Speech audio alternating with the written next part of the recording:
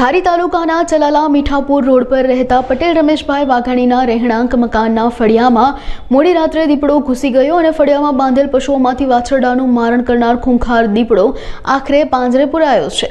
ધારી Sarasiya range one વિભાગની team દ્વારા ઘટના સ્થળ પર પાંજરું ગોઠવી દીપડાને ઝડપી પાડવામાં આવ્યો છે।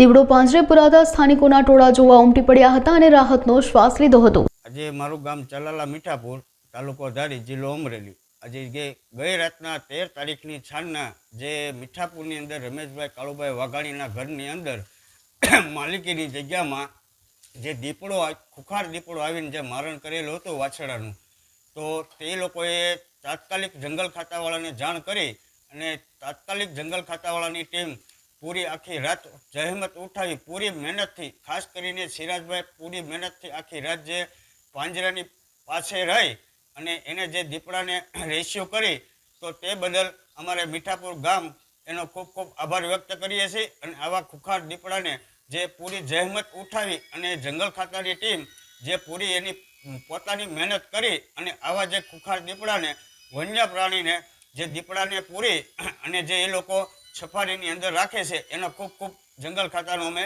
આભાર વ્યક્ત કરીએ છીએ।